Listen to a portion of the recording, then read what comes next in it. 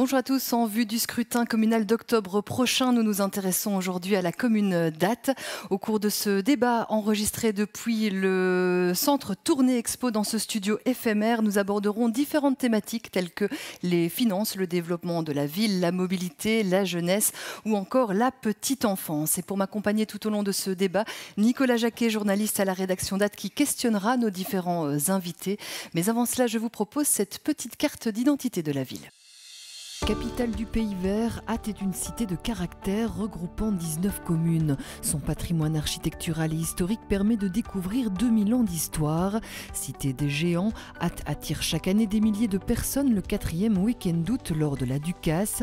La ville d'Ath se tourne aussi vers l'avenir avec le développement de nouveaux quartiers résidentiels tout en proposant une vie culturelle et sportive riche et variée. Le taux de chômage est de 9,7% et le revenu moyen par habitant d'un peu plus de 20 000 €. Et pour ce scrutin, 6 listes se présentent au vote des électeurs. Ils ne seront que 5. Aujourd'hui, le PTB ne répondant pas à la parité n'était pas dans les règles pour participer à ce débat. Aujourd'hui sont donc présents les 3 partis de la majorité sortante, à savoir le PS, le MR et Écolo. Et puis de l'autre côté, les engagés et la liste athoise. On va en débattre dans quelques instants avec les premiers candidats. Mais avant cela, je vous propose de jeter un coup d'œil dans le rétro. Voici le bilan de cette mandature 2018-2024. À Ath, la mandature 2018-2024 marque la fin de l'ère du vivier et un bouleversement majeur pour les socialistes.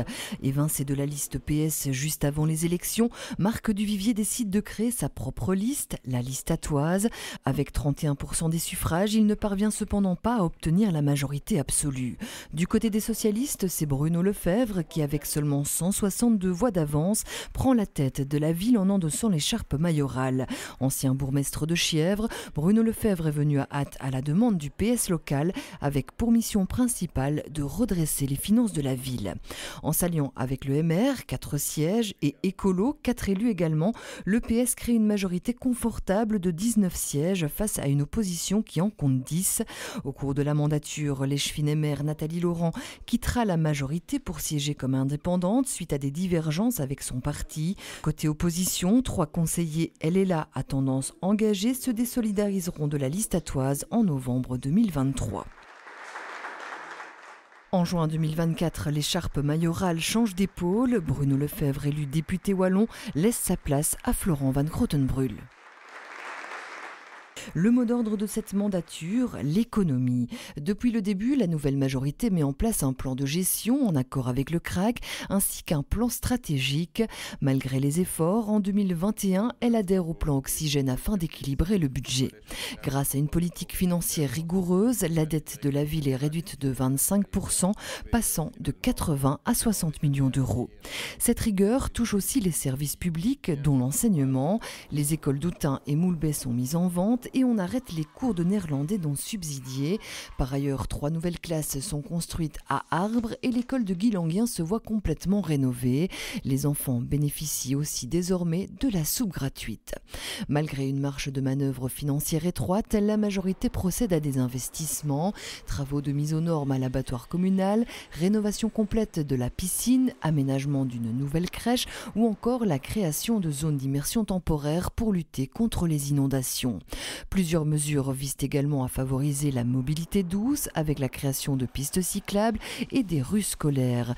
Néanmoins, certains projets comme le Ravel d'Orménie ou encore l'aménagement de la place de Lorette cristallisent les tensions entre majorité et opposition. La participation citoyenne est un autre axe fort de cette mandature. La ville lance son premier programme communal de développement rural et de nouveaux conseils consultatifs voient le jour. Parmi eux, la commission citoyenne du folklore, composée de 60 membres, qui se penche notamment sur l'évolution du personnage du sauvage. Enfin, d'autres projets ambitieux sont en cours, comme la création d'un port de plaisance le long du canal de la Dendre, le réaménagement du plateau de la gare ou encore la construction d'un nouveau bâtiment pour regrouper les services techniques. Une mandature dont le leitmotiv aura véritablement été finance et économie. Ça tombe bien, c'est la première thématique de ce débat.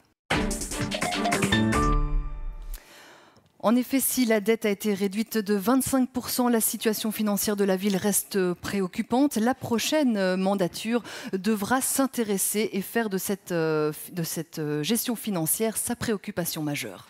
Bruno Lefebvre, bonsoir. Vous étiez jusqu'il y a peu le bourgmestre d'Ath. Vous êtes la tête de liste PS pour ces élections. Quelle sera la trajectoire budgétaire de la ville si vous êtes encore au pouvoir pendant 6 ans ? Mais donc, ce que nous voudrions faire, c'est finalement faire un peu la même chose que ce que nous avons fait ces premières années. C'est réduire encore de 25% la dette, ce qui nous permettra a priori d'être dans une moyenne acceptable pour des villes de notre taille. On vient quand même d'une dette de 80 millions d'euros, hein, donc en anciens francs, on est à plus de 3 milliards d'anciens francs. C'est quand même quelque chose d'astronomique.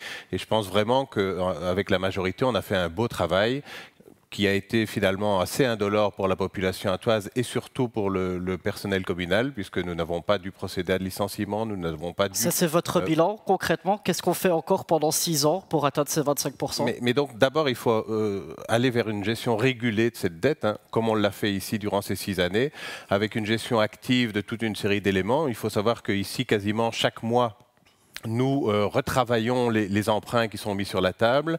Nous travaillons notamment beaucoup avec des subsides et dans notre programme, d'ailleurs, nous prévoyons le poste de subsidiologue qui permettra justement d'aller chercher les subsides et de ne pas faire d'investissements non calculés et surtout maintenir la trajectoire de notre plan de gestion. Ça, c'est essentiel si on veut garder et le service public, si on veut éviter d'augmenter les taxes et les impôts et surtout si on ne veut pas toucher à notre personnel. Alan Léon, justement, vous êtes candidat sur la liste athoise qui était dans l'opposition, qui n'a pas toujours été favorable à certaines mesures prises par la majorité. Est-ce qu'on continue dans cette gestion ou est-ce que vous avez d'autres idées pour des finances plus saines? Non, il y a d'autres idées. La première question, je demanderai à M. Lefebvre tout simplement, qu'est-ce qu'il compte encore vendre dans la prochaine mandature pour de nouveau rétablir, puisque voilà, assez indolore pour tous les Athois. Je repenserai simplement au personnel enseignant de Moulbet ou d'autres écoles, ou même à plein d'autres endroits qui ont été mis en vente, ou même des restaurateurs. Si la liste athoise est au pouvoir demain, elle touche à quoi? Elle fait quoi comme économie? Au niveau des économies, c'est très clair. C'est déjà de mettre de côté des projets qui ne sont pas essentiels. Parce que pour nous, en bon père de famille, il y a un moment où des projets, quand on est dans les dettes, eh bien, il y a des choses, on ne peut pas se permettre d'acheter, par exemple, c'est un exemple, 2 voitures tous les ans parce que on doit faire des économies. Nos axes sont très clairs. Ils sont, à défaut de 4, il y a la propreté qu'il faut être en priorité. Il y a la mobilité, la sécurité essentiellement et l'enseignement également. Rapidement, un projet superflu aujourd'hui que vous abandonnez? La verdurisation de la place de Lorette. Du côté du MR, Christophe Degan, vous êtes l'échevin des finances sortant. On a vu qu'il y avait beaucoup d'efforts faits en matière d'énergie. Est-ce que c'est aussi une piste de solution, quelque chose qui se retrouve dans votre programme? Oui, bien évidemment, mais je voudrais quand même souligner que ça fait 12 ans que je m'occupe des finances communales et à chaque fois, il a fallu faire des plans de gestion, il a fallu actualiser des plans de gestion et à chaque fois, des solutions ont été trouvées parce qu'il y avait les partenaires qui activaient le relais qu'il fallait là où il fallait pour qu'on puisse être aidé. Ça, c'est le plus important. Pour répondre plus anecdotiquement à l'énergie, oui, effectivement, nous avons lancé un vaste plan d'investissement dans l'énergie, notamment avec l'installation de panneaux photovoltaïques, notamment sur le CEVA pour justement soutenir l'abattoir, entre autres. Mais il n'y a pas que cet aspect-là. Je pense que la prochaine mandature devra à tout prix se pencher sur un plan de gestion qui sera équitable et sans toucher ni à l'IPP ni au précompte immobilier.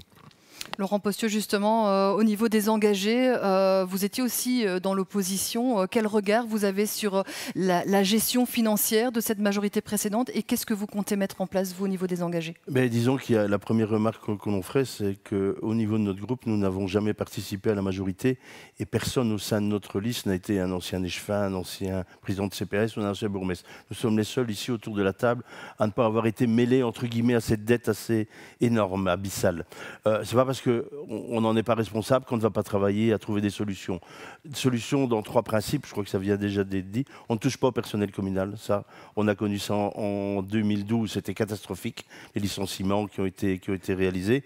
On assure une sécurité, des services à la population qui restent de qualité. C'est là où on ne fait pas d'économie, ou est-ce qu'on en fait du coup? Et troisième principe qui est important, c'est qu'on ne touche plus aux taxes. Alors des économies, il faut faire attention à rembourser la dette au plus vite. hein, dans nos possibilités. Il faudra aussi avoir des dettes de fonctionnement qui sont régulées et qui sont surveillées.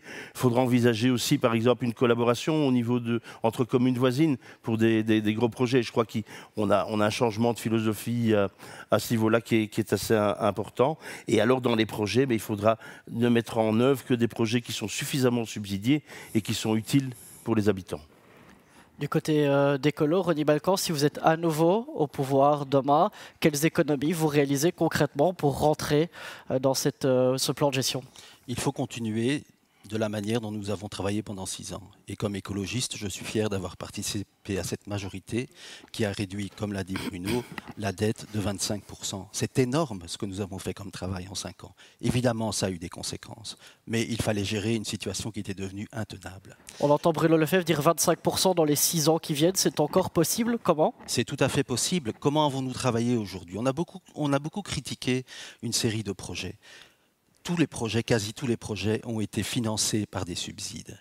Du côté d'LLA, on a dit souvent, mais pourquoi aller chercher des subsides? C'est quand même toujours de l'argent, c'est de l'argent wallon, c'est l'argent de tout le monde. Mais pourquoi s'en priver? Pourquoi s'en priver quand il y a une politique claire de la Wallonie, par exemple de travailler sur les inondations, la lutte contre les inondations? Comment va-t-on faire pour créer de nouveaux bassins d'orage à Ath, à Rebais, à Oostich? Comment va-t-on faire pour protéger les habitants des villages des inondations?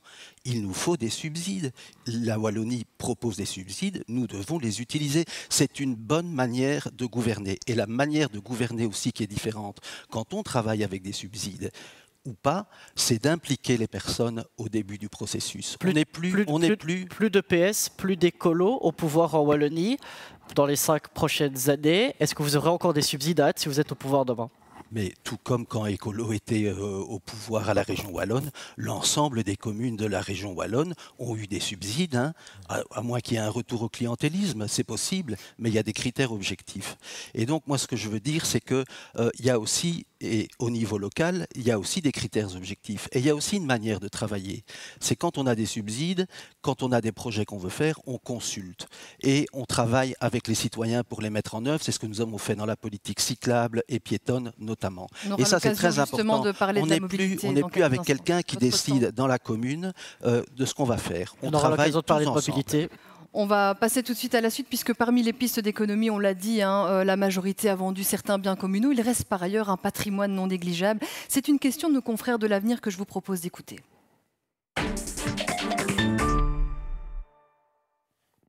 Durant cette mandature, la majorité a vendu divers biens communaux pour réaliser des recettes.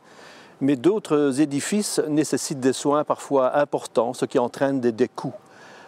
On pense notamment aux églises. Quelle sera votre ligne de conduite à l'avenir pour ces édifices et pour les biens communaux en général? Christophe Degrand, votre réponse à notre confrère de l'Avenir? Ma réponse en tant qu'échevin des finances et qu'en tant qu'échevin des cultes, le patrimoine. Nous avons vendu et cédé ce qui ne correspondait pas à des besoins réels. Exemple, nous avons vendu le parking à l'Esplanade, tout simplement parce que ça n'entre pas dans les missions de base d'une commune. Par contre, avec cet argent-là, nous avons pu, par exemple, investir et racheter la salle du patronage à Moulbé et y investir dans l'isolation, etc. Nous avons aidé la forge d'Oostich. Nous avons investi dans quelque chose qui semblait aux libéraux essentiel. C'était, par exemple, refaire le parking de l'esplanade du Ceva. Donc, il y a eu cette gestion du patrimoine à la fois pour financer, mais il y a également eu cette gestion du patrimoine pour remplacer un patrimoine qui ne correspond pas à des besoins d'une commune, qui peut être privatisé, et nous avons investi dans du patrimoine avec un P majuscule. Demain, à Ath, on vend encore quelque chose? Oui, non, si oui, quoi? Alors, par exemple, nous allons travailler sur le déménagement des services communaux, nous allons travailler sur le port de plaisance. Il est bien évident que ce n'est pas un calcul à la légère, parce que c'est quand même des budgets de l'ordre de 12 millions d'euros. Il est bien clair que là, il y aura une partie que nous sommes allés chercher dans le plan de relance au niveau région wallonne. Nous sommes allés chercher des moyens au niveau européen, et nous allons bien sûr emprunter. Nous allons vendre toute une série d'immeubles, de bâtiments qui ne seront plus utilisés, qui vont désengorger le centre-ville et qui faciliteront notamment la mobilité avec le transfert des services communaux. Alain Léon, justement, au niveau de la liste Atoise, vous n'étiez pas très favorable concernant la vente du parking de l'Esplanade notamment. On a parlé du port de Plaisance aussi.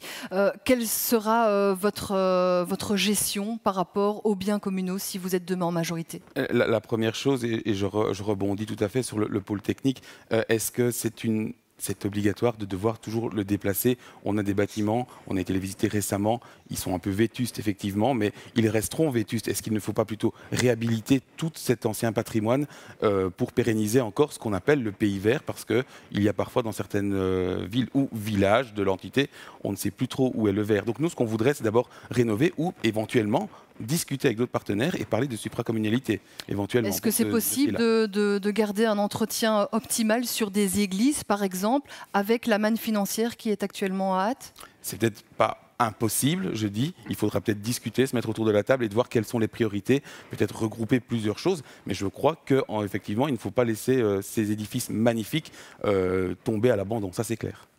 Bruno Lefebvre, demain, quelle gestion pour le patrimoine communal à Ath? Mais donc ça dépend de ce qu'on intègre dans effectivement le patrimoine communal. Comme M. Degan l'a dit il y a quelques minutes, tout ce qui est vraiment utile à la bonne gestion de notre ville, on le maintient. Tout ce qu'on doit réorganiser, et quand on dit qu'on vend des bâtiments communaux, moi je vous invite à faire le tour des 6 ou 7 lieux aujourd'hui où on a par exemple des camions, des véhicules, du matériel communal. Vous allez vite comprendre que si on ne les vend pas, on va avoir un souci dans les quelques mois ou les quelques années qui arrivent, parce que c'est de l'immobilier qui n'a plus été entretenu depuis 20 ans. Aujourd'hui, on se retrouve face à des situations catastrophiques, et donc il est indispensable aujourd'hui de trouver des solutions. On a eu des architectes avec nous, on a eu des ingénieurs avec nous. Aujourd'hui, tout est démontré que si on veut s'attaquer à ces bâtiments, ça va nous coûter plus cher que de construire aujourd'hui des nouvelles installations. Et donc, valorisons plutôt ce qui existe en le vendant et en permettant peut-être à des beaux projets de voir le jour. Et puis, nous reconstruisons à côté d'une manière qui est tout à fait différente, avec un site unique, avec des sites où le personnel sera aussi bien installé. On sera dans une autre logique. Sur les églises, on est bien aussi placé pour vous dire que depuis 6 ans, on a vraiment fait une gestion planifiée des églises, où on a prévu des travaux en collaboration avec tout le monde, et tout s'est bien passé. Et donc on continue dans cette logique, évidemment. Justement, Ronnie Balkan, est-ce qu'il vaut mieux parfois vendre plutôt que rénover? Moi, je voudrais peut-être dire que nous ne sommes pas comme le jardinier fou, qui, parce qu'il veut faire des économies, n'arrose plus son jardin, et puis quand vient la saison de la récolte, il n'y a rien à récolter. Nous devons être dans une logique qui est effectivement celle de continuer à faire des économies, mais on ne peut pas tout détruire, on ne peut pas mettre fin à toute une série de choses, donc ça va être assez compliqué de faire des choix. Moi, je pense qu'on peut le dire, ce ne sera pas simple. Et donc, il faudra être attentif à ce que des choses qui aujourd'hui existent puissent continuer à exister. C'est important. Je pense notamment au domaine de la culture.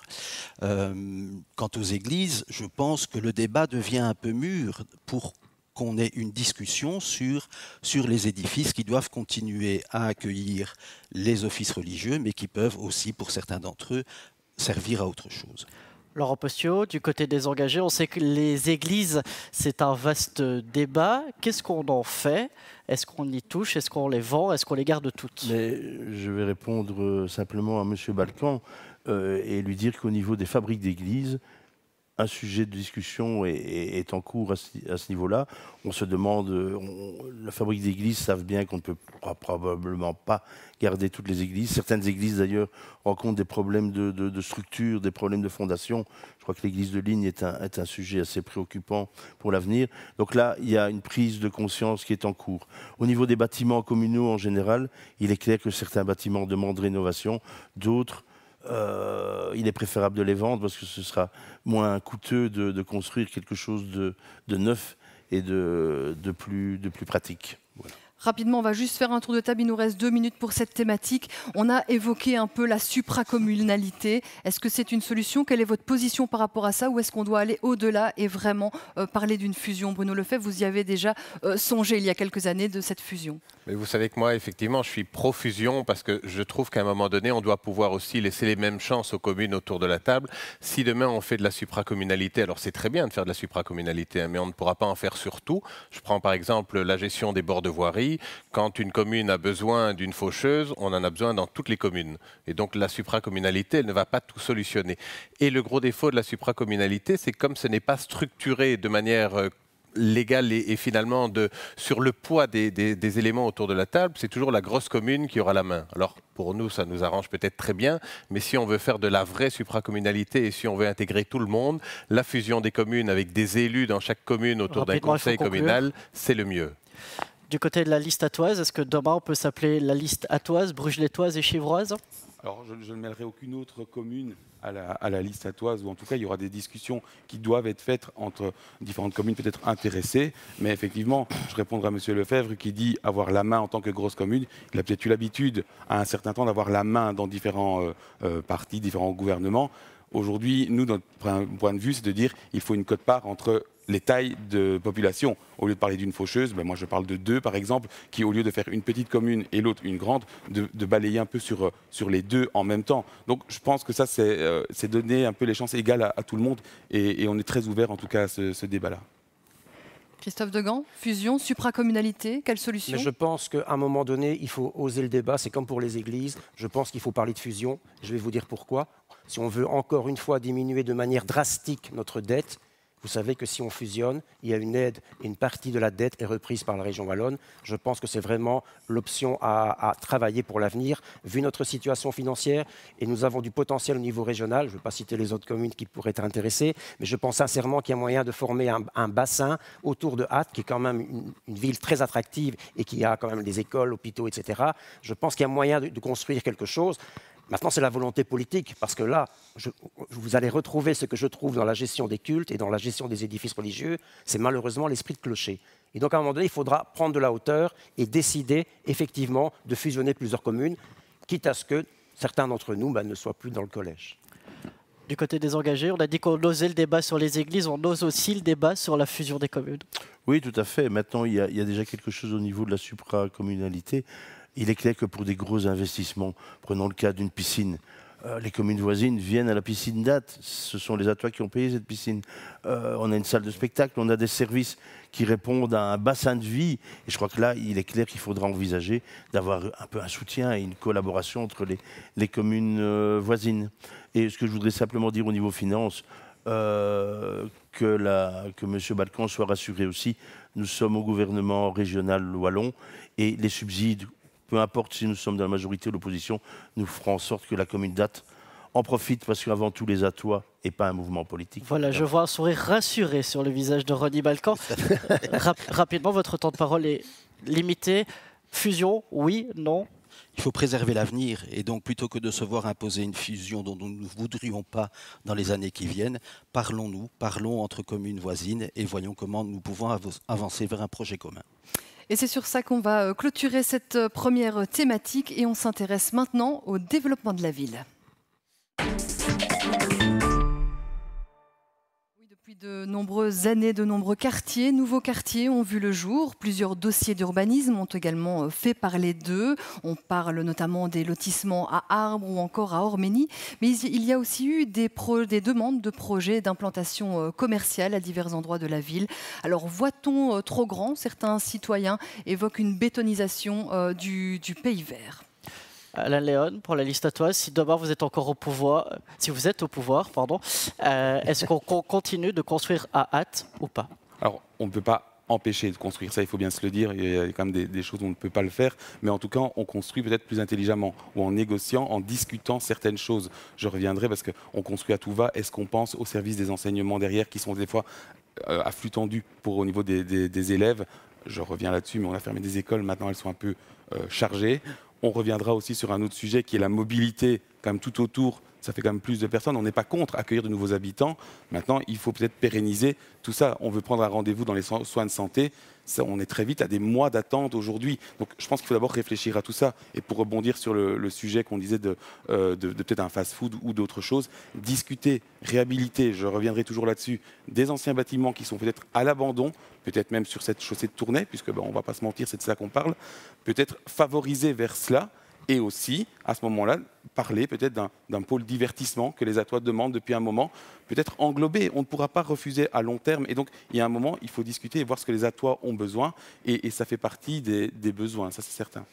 Bruno Lefebvre, justement, vous vous êtes opposé avec la majorité à des projets importants, mais on voit que la région wallonne aussi a un poids derrière. C'est pas compliqué parfois, quand on est une petite ville, de s'opposer à des grands projets? Si, bien sûr, c'est compliqué, mais je pense que c'est nécessaire parce que ce qui fait la richesse de notre ville aujourd'hui, c'est aussi son cœur de ville commerciale, avec tous les petits commerces qui fonctionnent. C'est l'Oreca qui cartonne aujourd'hui. C'est vraiment le plaisir d'être dans le centre-ville. Si on ne s'était pas opposé à tous ces projets commerciaux à l'extérieur de la ville, aujourd'hui, on serait peut-être dans une situation où finalement les gens déserteraient notre centre-ville. Et donc, on a raison de le faire. Ça ne veut pas dire qu'on ne négocie pas non plus. Aujourd'hui, on est en train de négocier avec une grosse enseigne alimentaire pour qu'elle nous rachète l'ancienne gendarmerie et s'installe à la chaussée de Tournai, parce que ça permettra d'avoir de l'alimentation à la chaussée de Tournai. Tous les gens de cette partie de la ville nous le demandent aujourd'hui. Donc oui, mais à certains endroits de la ville. Bien sûr, et ça doit être réfléchi. Ça ne peut pas être n'importe quoi. Ça ne peut pas être des commerces qui vont vider notre centre-ville. Laurent Posto, demain, avec les engagés, oui ou non à ce genre de commerce, des fast-foods à l'extérieur de la ville? Mais disons que le genre de commerce, évidemment, on est contre tout ce qui est zoning commercial. On le connaît à Mons, à Tournai, on a vu que ça a donné sur le commerce local. Ça, on peut rassurer le commerce local. Pour notre part, on s'y opposera toujours dès le moment où c'est un commerce qui peut nuire au commerce local. Je souhaiterais revenir aussi sur le développement de l'habitation au sein de notre ville. On est confronté à l'heure actuelle, on dit il y a beaucoup d'étrangers qui arrivent à Ath. La ville est attractive, c'est très bien. Maintenant, la jeunesse attoise a de plus en plus de mal à trouver un logement à un prix correct.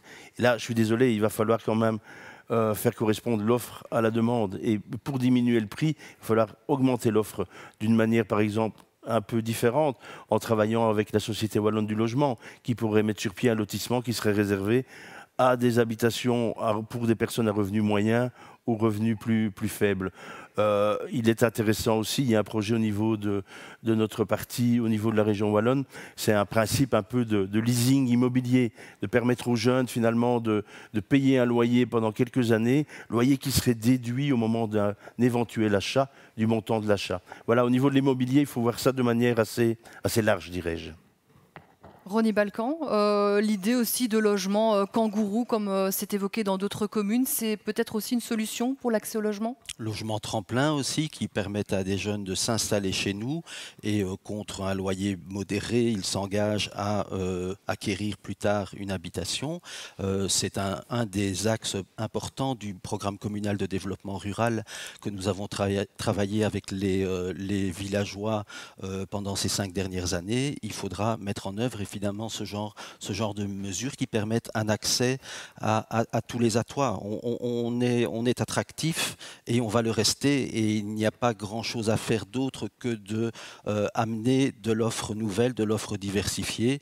Nous sommes aussi, en tant qu'écologistes, partisans aussi de travailler sur des modes de logement alternatifs qui coûtent beaucoup moins cher, comme les tiny house par exemple.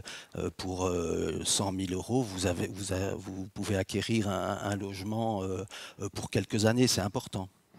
Christophe Degan, quel habitat à Ath pour demain? Mais vous savez, une ville comme Ath, on est très bien situé, la ville est très attractive et la population est de manière générale très chaleureuse. Donc nous attirons du monde et nous pouvons en être fiers. Quand je suis arrivé à Ath en 98, nous étions 25 000. Aujourd'hui, nous sommes 30 000. Ça veut dire qu'il faut avoir une capacité aussi à absorber les nouveaux habitants. Alors, au niveau des logements, on l'a déjà dit, nous avons refusé un lotissement important à Arbre. Nous estimons, les maires, que la ruralité doit rester primordiale dans les villages et donc il ne faut pas dénaturer les villages. Par contre, nous pensons qu'en ville et à proximité des services, il convient de densifier. un élément qui est très important pour nous, mais ça on l'a évoqué, c'est l'accès à la propriété pour les jeunes, avec des facilités de financement, peut-être des lotissements à créer pour eux, des modes alternatifs, type logement écureuil, colocation, etc. Comment est-ce qu'on négocie avec les promoteurs qui, eux, voient la rentabilité du projet? Eh bien, justement, c'est ce qu'on a fait au cours de la mandature écoulée, en demandant qu'il y ait un certain quota réservé pour du logement dit social, public, mais c'est surtout dans un bon dialogue avec les promoteurs, parce que je pense qu'ils sont eux aussi à l'écoute, et ils ont tout intérêt à avoir des logements qui soient à des prix accessibles. Parce qu'aujourd'hui, ce qui est regrettable, c'est que des jeunes sur Ath doivent s'expatrier dans des communes voisines alors qu'ils rêvent d'habiter Ath. Et ça, je suis d'accord avec Laurent Possiot, il ne faut pas avoir peur de densifier, de donner des appartements, de faire de la promotion immobilière pour permettre justement à ce que les gens restent en ville. Sinon, on va déployer des problèmes un peu partout dans les communes voisines et ce n'est pas une solution non plus. Alan Léon, pour la liste atoise, vous êtes d'accord avec ce qui est dit du côté du MR? Oui, voilà, on n'avait pas évoqué le sujet, mais tout à fait. Je revenais au niveau des cités un peu comme ça, ou des projets immobiliers, il faut laisser, je dirais, quelques maisons, peut-être à une chambre, pour laisser le temps aux jeunes de se développer, de démarrer. De plus en plus de jeunes quittent notre ville. C'est inquiétant, je trouve, parce qu'on a une très belle ville, mais financièrement, ils ne savent plus le faire. Donc oui, je rejoins Christophe là-dessus, tout à fait, et Laurent d'ailleurs, de dire il faut négocier, il faut discuter, et comme il dit, je pense qu'en discutant, tout peut aller mieux, en tout cas pour les jeunes à Ath. Est-ce qu'il y a une ligne rouge sur certains projets, des choses qui sont inimaginables dans le paysage d'Ath aujourd'hui pour vous? Des projets, oui, de toucher encore plus à la ruralité. Dans les villages, il y a un moment, il faut dire stop. Les villages ne ressemblent plus à des villages, mais à des petits faubourgs à un moment. Donc, tout à fait. Le centre-ville, pourquoi pas discuter éventuellement. Pour les villages, je pense qu'il faut un petit temps d'attente, ou en tout cas amener des projets plus réfléchis ou qui proposent peut-être autre chose et qui renforcent ce village. Comment justement, au niveau des engagés, on allie l'attractivité de la ville et l'offre, tout en préservant la ruralité? Disons que la ruralité, elle est essentielle, évidemment, c'est l'image du pays vert. Dans les villages, je crois qu'il faut aussi procéder par un principe de densification au centre du village. On doit arrêter l'urbanisation ruban le long des chaussées qu'on a connues dans le temps, et surtout préserver les terres agricoles. Et pour qu'un village reste aussi accueillant et agréable à vivre, il faudrait essayer d'y réinstaller des commerces. Peut-être proposer à des marchands ambulants de venir régulièrement dans le village aussi, mettre à leur disposition un local, par exemple, pour créer un petit commerce multiservice, etc. Une attention plus accrue sur les villages. Tout à fait. Du côté du PS, quel avis pour une attractivité de la ville optimale tout en préservant la ruralité? Mais donc là aussi, et on a mis en œuvre une charte de mixité sociale qui va seulement vraiment ouvrir ses effets, puisqu'on va bénéficier de plusieurs dizaines de logements mis à disposition de la ville dans les prochaines semaines. Mais il faut évidemment créer des logements pour les jeunes. Le principe kangourou qu'on a défini est un élément essentiel et on est en train de le négocier avec des privés. Il faut aussi permettre le développement des habitations dans les villages, parce qu'il y a un élément qu'on oublie aussi. Si à un moment donné vous bloquez toute construction, les logements existants vont seulement augmenter, ils vont devenir de moins en moins accessibles. Et donc ça, c'est un élément qu'il faut absolument avoir en tête. Votre temps de parole est malheureusement épuisé. René Balcan, vous n'a pas encore entendu sur le commerce. Quel type de commerce à l'extérieur du centre-ville d'Ath? Je ferai une référence aux villages également. Je pense que nos villages ne peuvent pas devenir des déserts. Et donc, il faut une politique urbanistique qui encadre, mais qui permet encore d'accueillir des nouvelles personnes, que les habitants des villages, les jeunes des villages puissent continuer à y vivre, animer ces villages, etc. Et ça va de même, ça va de pair avec, évidemment, la création de commerce au niveau des villages. Aujourd'hui, nous n'avons presque plus de cafés dans les villages. On a aujourd'hui les agriculteurs qui prennent un peu le relais avec des boucheries à la ferme, avec du circuit court, etc. Il faut s'appuyer là-dessus pour essayer de revivifier le commerce dans les villages. Mais ça nécessite aussi de dire, ben oui, il y a peut-être des personnes qui viendront habiter, des nouvelles personnes qui viendront habiter dans les villages, tout en préservant, bien sûr, je suis d'accord avec Laurent, les surfaces agricoles et la nature. Christophe Degan, il vous reste 13 secondes pour donner un dernier avis sur ces villages, par exemple, la dynamisation des villages. Mais la dynamisation des villages, comme vous l'appelez, c'est avant tout avoir des commerces de proximité. Je prends l'exemple d'Ostich. Récemment, le collège a décidé d'accorder à certains maraîchers de s'installer. Je crois que c'est vers ça qu'il faut aller, en complémentarité, puisqu'il y a eu des fermetures. Et on peut s'arrêter là, c'est parfait. Pour conclure ce deuxième thème du côté de la liste atoise, on vous a senti plus ouvert sur la possibilité d'un fast-food, par exemple, à l'extérieur de la ville. Très rapidement, votre position? Ce n'est pas une question d'être ouvert ou pas, c'est une question qu'à un moment, au vu des tenants et des aboutissants, je pense qu'à un moment, on n'aura pas le choix, comme il y a eu dans d'autres dossiers. Mais je rebondirai juste avant sur les villages, de dire qu'effectivement, à la liste Atoise, on veut ce qu'on appellerait des pôles socio-économico-culturels, c'est-à-dire un endroit par village ou par plusieurs villages où il pourrait y avoir une petite épicerie avec des producteurs locaux, pourquoi pas, avec peut-être une borne administrative, un Wi-Fi gratuit. Voilà, pour penser aux vieilles personnes et personnes isolées également. Merci en tout cas à tout le monde pour cette première partie de candidats. Il vous reste 3 secondes, très rapidement. Oui. Je dirais simplement aux commerçants locaux... Voilà, vos 3 secondes sont épuisées. Allez-y, très vite, très vite. Je dirais simplement aux commerçants Atois qu'il faut d'abord collaborer, c'est ce qu'on a en tête, collaboration avant une réglementation excessive ou un rôle de gendarme qu'on connaît parfois trop à l'heure actuelle. Merci, on va passer une petite page de pub et on se retrouve dans quelques instants avec de nouveaux candidats. De retour dans ce débat de la commune date avec un nouveau plateau exclusivement féminin pour aborder cette 3e thématique. Il s'agit de la mobilité. Et oui, puisque vous savez que les enjeux en termes de mobilité sont importants, il y a différents points noirs. Mais d'abord, qu'en pense la population? Nous avons été l'interroger. Le centre-ville, vraiment tout centre, ça va. Mais du côté de la gare, bon... C'est vrai que les travaux de la rue de Gand, ça fait longtemps qu'ils durent et je trouve que ça devrait aller un peu plus vite, quoi. Parce que c'est quand même une artère que les gens prennent beaucoup pour aller à la gare. Bon, il y a toujours moyen de prendre un itinéraire alternatif, mais voilà. Et alors, quand tous les travaux seront finis près de l'académie avec les pistes cyclables, ce sera très bien. Ça, c'est peut-être un peu plus compliqué pour les gens se garer. Bon, j'ai de la famille, ils disent que c'est parfois difficile, quoi. Ça peut aller, ça peut aller. Mais bon, j'ai mon fils qui a été blessé au mois de mai. Il a été un moment en fauteuil roulant parce qu'il avait un gros problème au pied. Mais ça, c'est pas facile, hein. Pour les gens en mobilité réduite, c'est très difficile. J'ai pas de soucis, je roule pas, donc en tant que piéton, c'est impeccable. Évidemment, si on veut garer devant le magasin, comme la plupart des gens, évidemment, ça pose peut-être problème, quoi. Pas pour moi, et on trouve des parkings sans problème non plus. Voilà.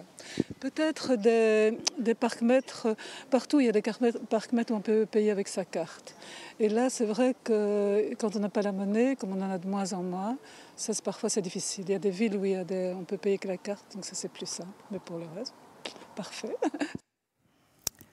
Pascal Lulz, on a entendu beaucoup de remarques sur le stationnement, mais aussi en début de micro-trottoir, des remarques sur le quartier de la gare ou encore la chaussée de Mons. Quelle solution pour ces points qui sont particulièrement problématiques à Ath? Ouais, je vais déjà parler des travaux. C'est vrai que Ath a beaucoup de travaux. C'est vrai que la rue de Gand est problématique, en tout cas pour les commerces. Donc c'est vrai qu'il faut changer, il faut remettre des pavés, il faut remettre en état, mais c'est vrai que ça prend beaucoup de temps. En dehors des travaux, aux heures de pointe, à la gare et la chaussée de Mons, c'est compliqué. Oui, qu'est-ce qu'on fait demain pour solutionner ces problèmes? La chaussée de Mons, je pense qu'en 2018, on en discutait déjà. Et donc, ça restait toujours un peu le problème, le grand problème. Ce qu'il faut surtout arrêter à la chaussée de Mons, première chose, c'est plus d'urbanisation. Donc, il est temps de dire à tous les projets immobiliers, on arrête. On va déjà essayer un peu de résoudre la mobilité sur cette chaussée. Et puis, on rediscutera. Il y a beaucoup de pistes. Il y avait des pistes qui avaient été énoncées. Je pense que ce n'est pas moi qui vais trouver la solution, mais parfois remettre peut-être des feux, en mettant des feux, 4 feux comme ça qui peuvent être hyper connectés, qui pourraient se mettre au chemin de Belleuil, aux rues de Beaumont, au niveau de poste d'essence et au pont, qui sont hyper synchronisés. Il est peut-être possible, dans certains moments, on puisse pouvoir avoir une chaussée de Mons plus fluide, en facilitant peut-être la ligne droite. Maintenant, c'est quelques solutions. Pour moi, le centre-ville de Ath, c'est les parkings. Donc c'est hyper important, il faut donner du PMR, il faut redonner par exemple à l'Esplanade. Pourquoi faire des parkings longitudinaux? Faites des parkings en épi. Essayez de voir une convention avec la personne qui a repris maintenant le parking de l'Esplanade pour aider la mobilité attoise. Alors Cécile Dascotte, on vient de l'entendre, la chaussée de Mons, gros point noir. On sait que le trafic de Péry-d'Aïsa n'y est pas non plus pour rien. Quel levier on a au niveau du PS? Quelle solution pour fluidifier cette chaussée de Mons notamment? Alors, il y a plusieurs facettes de problématiques à la chaussée de Mons. Tout d'abord, le centre logistique qu'on va déplacer avec les ouvriers, parce qu'on a encore de nombreux locaux de ce côté-là. Mais il faut savoir que ça va déjà participer à cette cette problématique. Pour ce qui est de Paradisa, eh bien, c'est clair qu'il faut relancer ce dossier de la route de Paradisa, le faire évoluer, mais aussi travailler sur d'autres modes de locomotion. Parce qu'on est toujours occupé à parler des voitures, mais par exemple, dans le cadre de la revitalisation de l'arrière de la gare, il va y avoir une nouvelle passerelle qui passera au-dessus du chemin de fer. Et donc, ça veut dire que de la chaussée de Mons, on pourra aller à pied au centre-ville de manière sécurisée et beaucoup plus rapide. Il faut aussi penser au village, parce qu'ici, on n'a parlé que de mobilité au centre-ville et à la chaussée de Mons, mais il y a aussi des possibilités pour que les gens ne doivent plus venir. On peut décentraliser des services communaux et dire, eh bien, on fait une permanence dans les villages plutôt que de toujours faire venir les gens en ville. Le maintien des écoles dans les villages, le maintien d'activités dans les villages. La meilleure mobilité, c'est quelquefois l'immobilité, ne pas se déplacer inutilement au centre-ville. Et donc ça, c'est vraiment une priorité pour nous. Quant au transport vers Paradisa, il est clair qu'on voudrait pouvoir développer d'autres thématiques. Esther Ingabire pour Écolo, quelle mobilité a hâte demain et comment solutionne ces points noirs dont on a déjà parlé? Mais pour nous, en fait, ce qu'on propose, c'est un plan de refaire un nouveau plan communal de mobilité. Et pourquoi? Parce que justement, il faut revoir cette vitalité du centre-ville, éviter les bouchons à la chaussée de Mons. Et surtout, il faut une mobilité apaisée, une mobilité qui corresponde à tout le monde, quel que soit leur mode de déplacement. C'est ça qui est le plus important. Et ce plan communal, comme nous l'avons fait ici avec la commission communale vélo, il doit se faire en concertation avec les habitants, avec les commerçants, afin de voir quels sont les besoins des uns et des autres. On a bien entendu les grands principes. Concrètement, comment est-ce que ça pourrait se traduire, cette mobilité partagée, cette mobilité où chacun trouve son espace? Mais déjà, il faut, comme Madame dans le reportage le disait, il faudrait aussi réfléchir par exemple à l'accès aux personnes à mobilité réduite. Et comment est-ce qu'on fait ça? En fait, si on réfléchit la mobilité en pensant aux personnes à mobilité réduite, cette mobilité correspond à tout le monde, plutôt que ce qu'on fait habituellement, réfléchir à la mobilité et après inclure les personnes à mobilité réduite. France Créneau, au niveau des engagés, quelle piste de solution pour améliorer ces points noirs?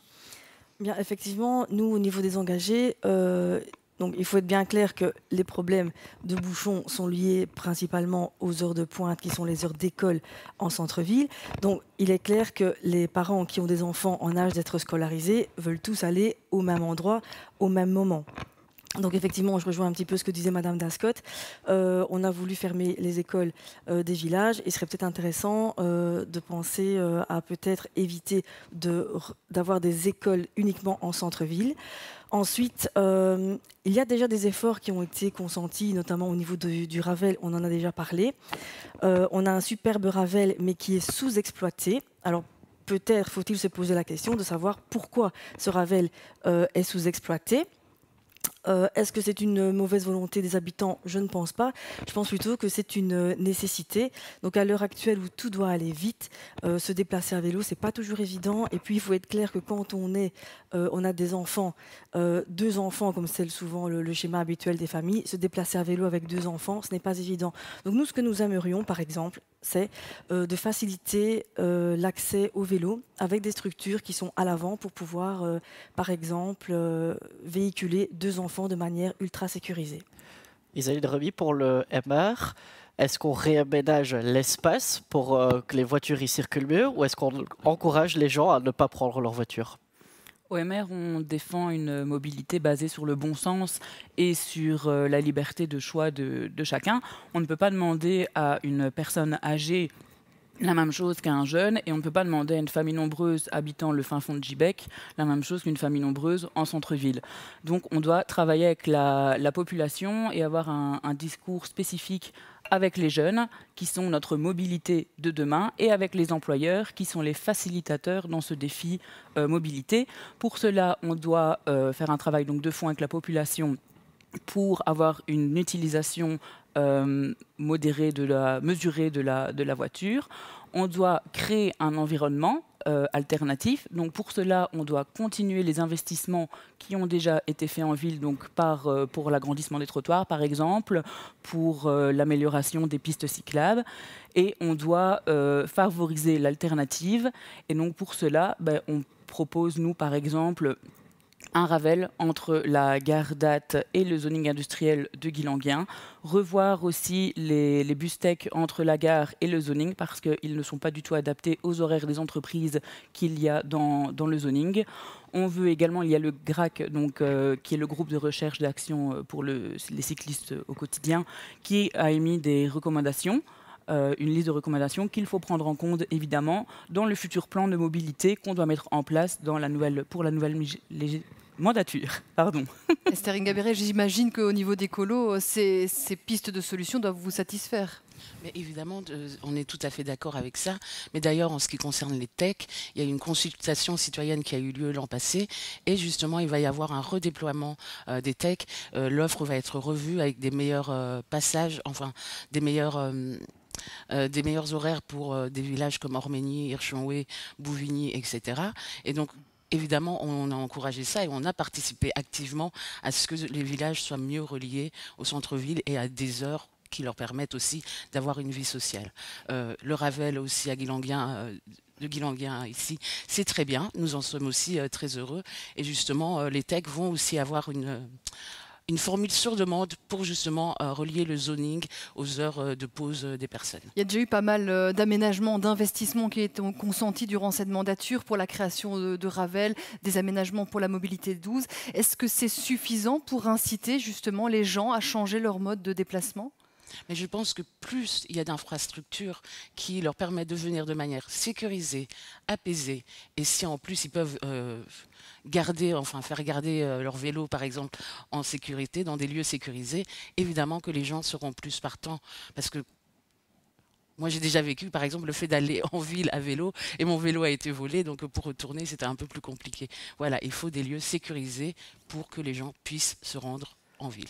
Pascal Lulz, quelle place pour les usagers faibles demain à Ath? On a senti que vous aviez tiqué sur le prix du Ravel. Oui, non. Je pense que la mandature précédente, en tout cas qui vient de se passer, a quand même amélioré fameusement le rôle du vélo. Je dirais aussi qu'à chacun sa mobilité. Je pense qu'à 8 h du matin, certaines personnes doivent prendre des voitures. Comme on dit, les PMR, les personnes fragilisées, quand vous allez faire des courses, il faut aussi des voitures. Donc je pense qu'il faut refaire un équilibre. Je pense que les Ravels ont leur utilité. Entre parenthèses, on parle du Ravel de Guilanguien. C'est le Ravel qu'on a toujours proposé à l'Estatoise en disant que c'était moins onéreux, en disant qu'on allait vers un pôle économique.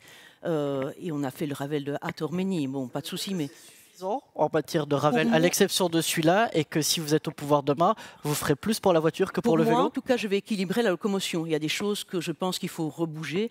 On parlait pour les rues cyclables, etc. Peut-être que cette rue cyclable, si on la retransformait en autre chose, qu'on fait des sens uniques au niveau des boulevards, ça peut aussi rouler. Parce que moi, je prends cette rue cyclable et il n'y a pas beaucoup de cyclistes. Hein. Donc, si vous aviez eu une belle piste cyclable sur le côté, ça pouvait aussi faire l'affaire. Et je rebondirais simplement 2 minutes par rapport à ce qu'on parlait des villages. Les villages, c'est essentiel pour la mobilité. Au plus vous laisserez les gens dans les villages, les jeunes aussi, et les personnes plus âgées, au plus vous aurez ce qu'on appelle ces pôles économico-sociaux où vous avez des petites choses, d'une épicerie, un bar tabac, etc. Vous ne devez pas vous déplacer, vous ne vous déplacez pas vers la ville. Et pour moi, c'est vraiment une solution. Il faut redévelopper bien les villages. Merci. France Créneau, au niveau des engagés, comment on allie justement la place de la voiture et les usagers faibles ? Mais effectivement, je pense que l'excès nuit en tout et il n'est pas question d'interdire la voiture ou de penser qu'on va complètement la supprimer. Parce qu'à un moment donné, voilà, la voiture, elle est nécessaire, mais je pense que si chacun fait sa petite part du travail, c'est comme ça qu'on va pouvoir améliorer les choses. Alors, au niveau de l'usager faible, je pense que comment le sécuriser, comment le promouvoir, c'est justement en améliorant la sécurité. Je pense, j'ai moi-même vécu récemment, j'ai eu le pied cassé. Eh bien, je peux vous dire qu'effectivement, pratiquer le centre-ville en étant à mobilité réduite, ce n'est pas toujours évident. Une belle chose, ce sont les trottoirs qui ont un revêtement assez glissant. Eh bien, avec des béquilles, c'est très très compliqué. Donc voilà, il y a des petites choses qui sont faciles à mettre en place, mais qui seront rapidement visibles pour la population. On l'a entendu, du côté du PS, on vous dit que parfois vous avez fait déjà beaucoup pour la mobilité douce. Est-ce qu'il y a encore des choses à faire? Si oui, quoi concrètement demain? Il y a toujours des choses à faire pour la mobilité. On va certainement déployer toutes les rues scolaires qui sont fermées aux heures de fermeture et aux heures de sortie, aux heures d'entrée d'école, avec des zones dépose minutes juste à côté, parce que ça permet aux parents de s'arrêter, de déposer l'enfant dans un lieu qui est sécurisé. Il y a clairement aussi un problème de sécurité au niveau de la vitesse et des rodéos urbains en soirée. Alors, évidemment, les gens qu'on a interviewés ne sont peut-être pas aux heures où il y a des rodéos urbains, mais c'est clair que là, il y a vraiment une problématique aussi qu'on doit prendre en main, parce qu'il y a une insécurité qui est constatée par les gens. Et alors, je vous rejoins sur les trottoirs, parce qu'effectivement, il y a des trottoirs où on ne passe pas pour une personne PMR, mais pas non plus avec une dame avec une poussette. Donc, je pense à la chaussée de Mons, enfin, je pense à des tas d'axes. Et ça, c'est des choses sur lesquelles il y aura encore à investir. Mais une ville sans voiture, ça, c'est pas demain, ça ne serait pas logique non plus. Alors, on a évoqué la rue scolaire, ça tombe bien. On va passer au thème suivant, qui est l'enseignement, la jeunesse et la petite enfance.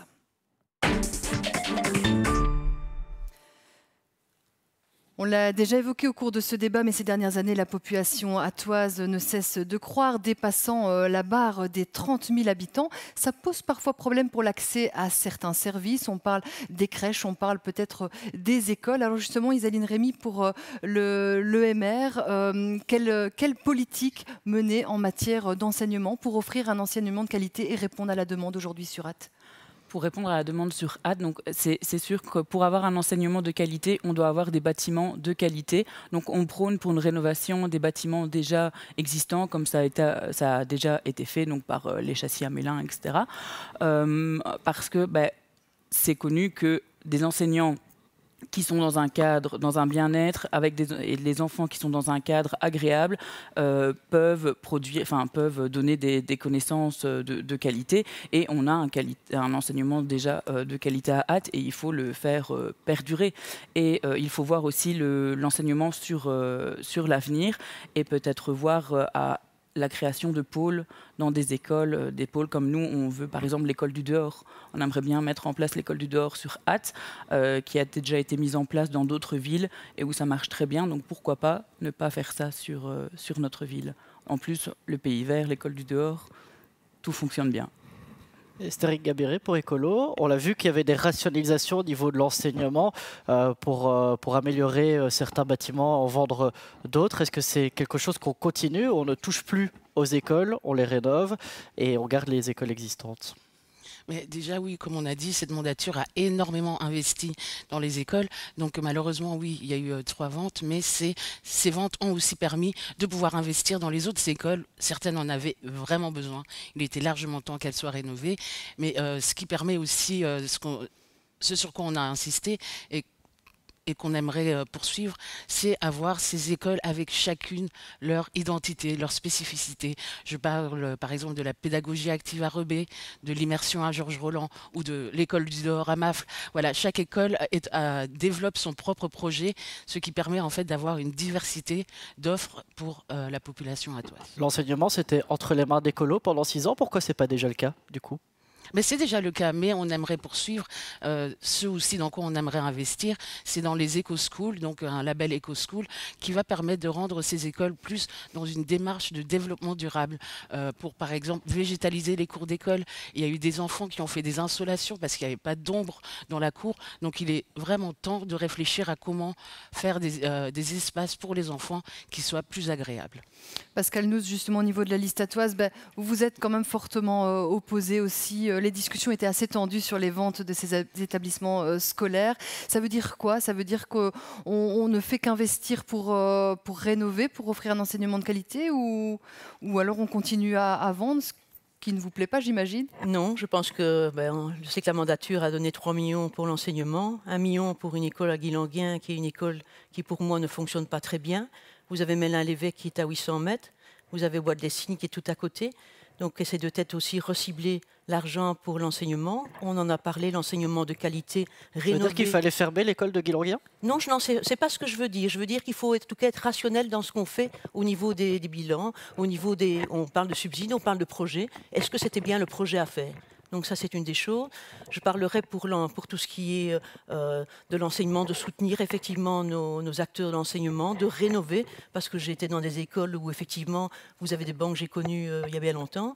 Et donc, il faut revoir les priorités pour aider à ce qu'effectivement, ça fonctionne correctement. Et alors, une chose aussi dans les écoles, surtout, essayer d'avoir des pré-gardiennats pour essayer de diminuer, désengorger le problème de crèche qu'on va parler. Avoir des crèches, avoir des gardiennats aussi avec des horaires un peu décalés. Ça aide aussi les gens à fidéliser par rapport à l'enseignement communal. On va basculer sur les crèches dans un instant, mais simplement du côté du PS, peut-être quelle politique demain en matière d'enseignement à hâte? Alors, on a nettement investi effectivement dans les bâtiments. Il reste des choses très importantes et très prosaïquement. Par exemple, la rénovation des sanitaires dans toutes les écoles qui restent des problématiques. Mais on a une politique aussi qui est centrée sur l'accueil extrascolaire, parce qu'on parle toujours d'enseignement, mais l'enseignement des horaires qui ne sont pas ceux des parents. Et également, une politique qu'on veut mettre en place, c'est une centrale d'achat groupée, tout réseau confondu d'enseignement, pour tout ce qui est les activités comme les journées, en plein air, etc., pour essayer d'avoir des meilleurs prix pour tout le monde et que ça soit accessible pour toutes les familles. Parce que l'enseignement, ce n'est pas que des bâtiments, hein, ça. Justement, au niveau des engagés France Créneau, comment avoir un enseignement de qualité à hâte? Oui, eh bien justement, effectivement, je pense qu'un enseignement de qualité passe par un nombre moins important d'élèves. Donc on l'a déjà évoqué, les grosses structures, nous n'y sommes pas spécialement favorables. Il faut savoir quand même que les premières années d'école, ce sont les plus importantes dans un parcours scolaire. Ce sont celles qui font aimer l'école. Quand on a des petits-enfants, ben voilà, ils sont fort attachés à l'enseignant. Stabiliser les équipes, c'est également très important. Des enfants heureux, ce sont des enseignants heureux d'aller travailler avec une stabilité d'emploi. Vous déplorez la situation actuelle, ça veut dire que demain vous rouvrez les écoles si vous êtes au pouvoir? Alors je n'ai pas dit qu'on allait rouvrir toutes les écoles. Je pense qu'il faut peut-être envisager une étude démographique un peu plus fine et cibler les endroits où effectivement il y aurait suffisamment de jeunes familles qui seraient demandeuses de pouvoir avoir une petite structure pour y scolariser les enfants. Voilà, moi j'ai moi-même fréquenté la petite école du Faubourg de Mons et ça fait partie des meilleures années de ma scolarité. Et voilà, c'est très important. Donc je le répète, ces premières années d'enseignement sont les plus importantes dans un parcours scolaire et c'est très important. Comment, à un moment donné, on arrive à diminuer le nombre d'élèves dans les classes alors que la population ne fait qu'augmenter et qu'il y a de la demande? Mais voilà, c'est simple. À un moment donné, il faut reproposer quelques structures dans des endroits ciblés, ce qui va permettre de désengorger les écoles du centre-ville et ainsi régler peut-être une partie des problèmes de mobilité dont on vient de parler quelques minutes auparavant. Alors Estherine Gabiret, vous aviez aussi au niveau des colos la petite enfance dans les attributions. On l'a entendu dans le bilan, la création de cette crèche et de nouvelles places qui vont s'ouvrir, mais ce n'est pas suffisant. Qu'est-ce qu'on fait encore demain pour avoir plus de places en crèche à hâte? Pour nous, ce qui est important, donc ce qu'on propose, c'est de soutenir la formation des accueillantes afin qu'elles puissent avoir leur reconnaissance à l'ONE, ce qui leur permet aussi de pouvoir travailler plus vite. Mais aussi, ce qu'il y a de très important, c'est qu'on propose aussi une prime à l'installation ou une aide à l'installation, parce que c'est ça qui arrive quand elles sortent des études. Parfois, elles ont du mal à trouver des locaux. Elles n'ont pas les moyens de louer ces locaux parfois. Et donc, ou alors une prime à la continuité avec l'aide, par exemple, pour l'achat de matériel. Voilà ce que nous, on propose. Isaïe Remy, pour l'EMR, il y a certaines communes qui favorisent les habitants pour les milieux d'accueil. On sait que Ath est une ville particulièrement attractive avec sa gare, notamment beaucoup de nafteurs qui déposent leurs petits bouts avant de prendre le train. Est-ce qu'on doit avoir une politique à un moment où les atois ont la priorité dans les milieux d'accueil ? On propose justement un partenariat donc, de crèches privées-publiques basé sur le système de, par exemple, Technor, qui a la crèche Les Petits Soleils ici à Tournai, où les entreprises sponsorisent des berceaux pour leurs employés. On peut proposer, aller voir les entreprises, par exemple, au zoning de Guilanguien, où il y a des entreprises à foison, voir avec elles pour créer et qu'elles sponsorisent pour leurs employés à toi des berceaux où nous, en donnant un bâtiment, avoir en échange des berceaux qui sont réservés aux atois. On sait la petite enfance, c'est quelque chose qui coûte aussi. On est prêt à mettre les moyens du côté du MR pour développer ces places d'accueil. on va être très honnête, les crèches coûtent très cher et c'est pour l'instant impensable d'en recréer une nouvelle avec les finances communales sur hâte. Pascal Noz, justement, vous parlez de pré-gardiennat tout à l'heure. C'est une piste de solution, mais qui ne sera pas non plus suffisante. Quelles sont les autres alternatives possibles pour pouvoir avoir... Pour augmenter le nombre de places en crèche et répondre à la demande de la population? Je pense qu'il faut, pour moi, il faut en tout cas les aider le plus possible. Pour moi, c'est quand même une priorité parce que la ville date, au niveau vieillissement, c'est de plus en plus important. On veut des jeunes égale des enfants, égale de la vie, égale crèche, enseignement. Donc c'est vraiment quelque chose que pour moi qu'il faut les soutenir. Elles ne sont pas soutenues, les crèches privées. Comment on les soutient justement? Il y a des subsides quand même financiers qui peuvent être donnés. Certains en ont, mais certains n'en ont pas. Des bêtes choses. La fois passée, je discutais, on me disait si la commune qui fait les repas chauds pour l'enseignement général, il vous reste 5 secondes. Est-ce qu'elle peut le donner aussi aux crèches? Est-ce qu'on peut aussi aider pour la gestion des déchets, les langes et compagnie, au niveau des frais, et les aider, les mettre à l'avant? Du côté du PS, est-ce que demain on crée de nouveaux milieux d'accueil? Alors, on veut surtout soutenir des initiatives privées, même si on est bien conscient qu'il faut capter des subsides et inciter la région à nous permettre d'avoir des places en plus en crèche. Il est clair que ça coûte très cher, un peu comme les milieux d'accueil pour les personnes âgées et ainsi de suite, les maisons de repos, mais c'est primordial qu'on ait une qualité de lieu d'accueil. Mais on pense vraiment que les partenariats avec le privé, avec les gardiennes à domicile et les milieux d'accueil de ce type sont une piste de solution importante. Qu'est-ce que vous faites demain que vous ne faites pas aujourd'hui pour soutenir ces milieux d'accueil privés? Alors, il y a clairement souvent un problème de manque d'information. Il est important qu'il y ait un guichet qui permette, et c'est vraiment quand même une carence récurrente dans beaucoup de domaines, c'est l'information, c'est essayer de rassembler toutes les informations concernant ces gens à un seul endroit, avec des gens qui peuvent les accompagner dans ce processus. Alors justement, France Créneau, vous avez des leviers à la région wallonne. Est-ce que c'est aussi important pour défendre ce genre de dossier?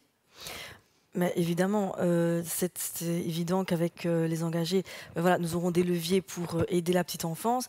Je pense que investir dans la jeunesse et dans l'éducation, c'est investir dans l'avenir. Et forcément, si on veut investir dans l'éducation, il faut investir aussi, il faut aider les acteurs de l'éducation, il faut aider les accueillantes, il faut leur permettre de pouvoir aussi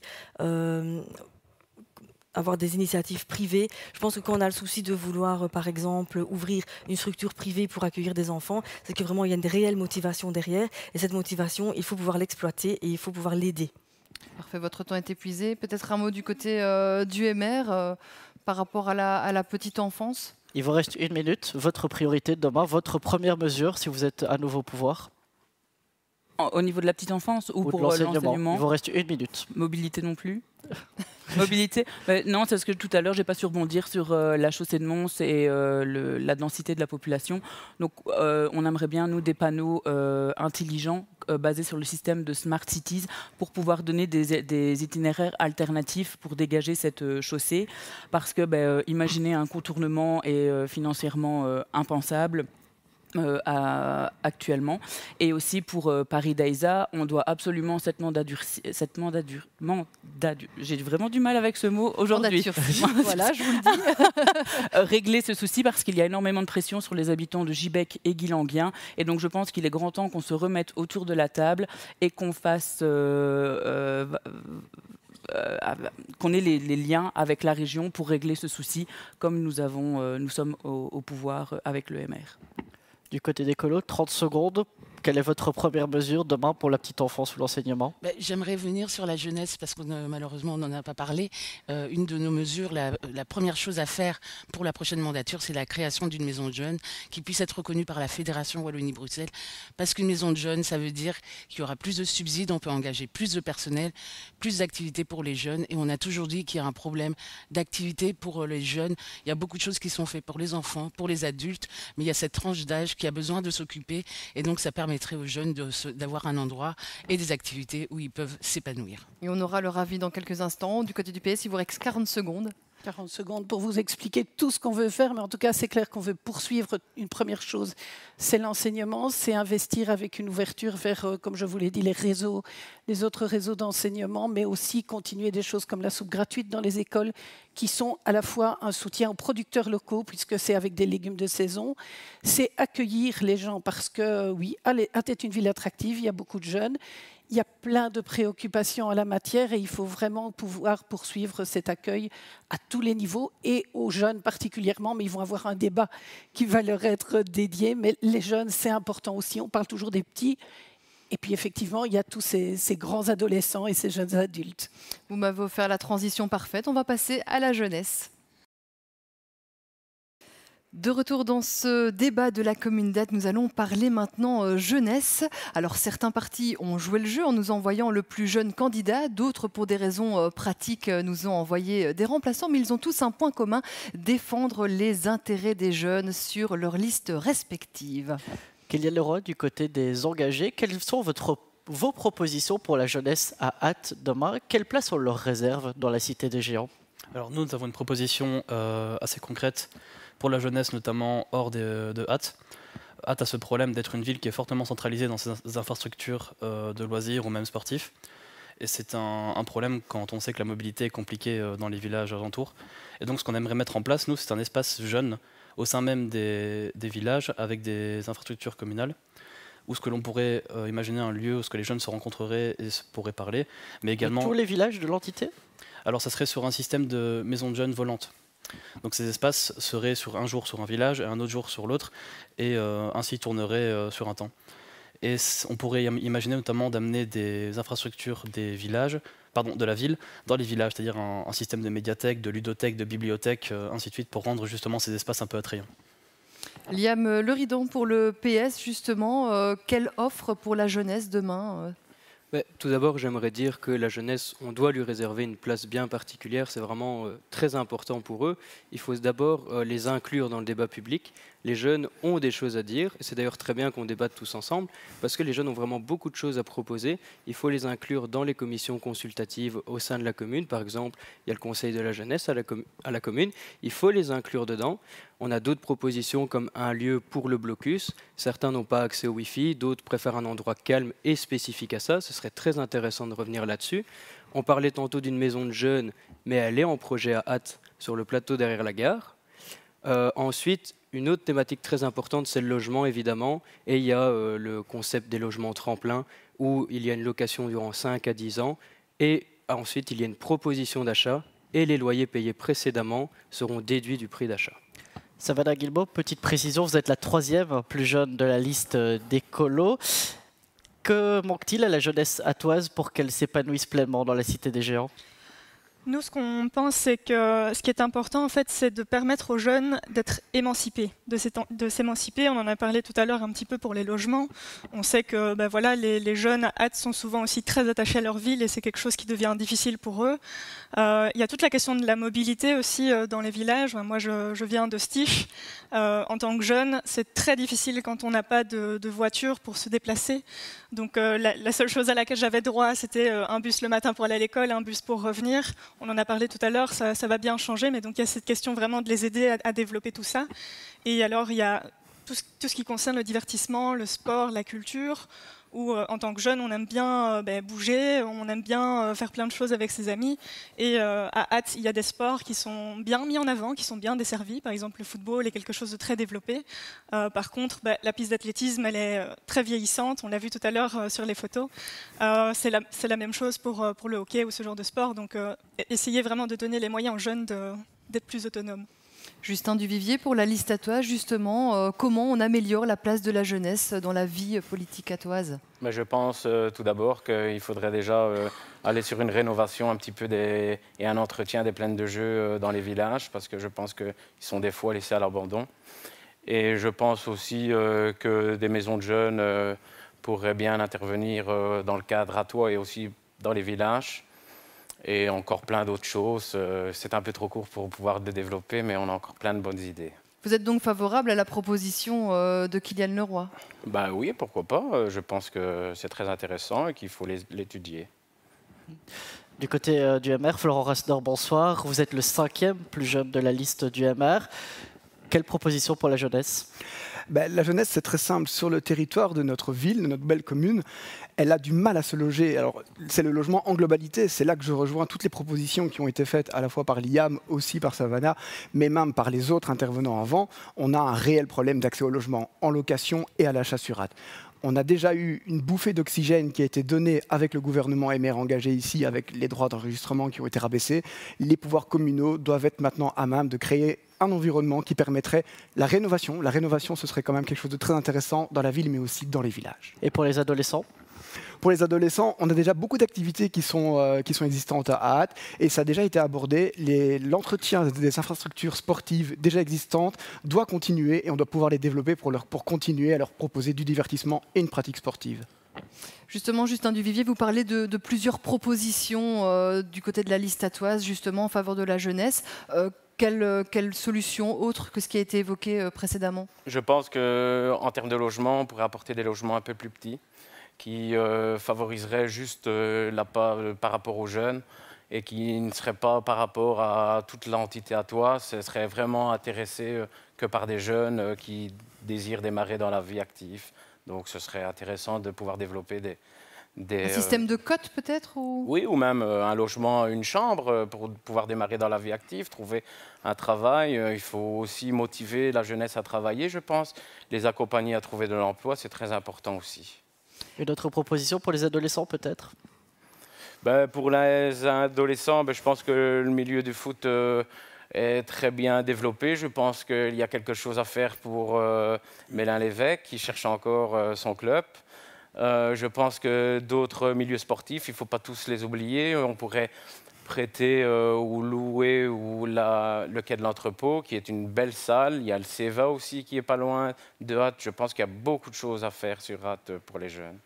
Kylian Leroy, au niveau des engagés, est-ce que quand on est jeune, on se sent assez entendu dans la politique communale ? Et comment faire justement pour que le jeune trouve sa place et soit entendu ?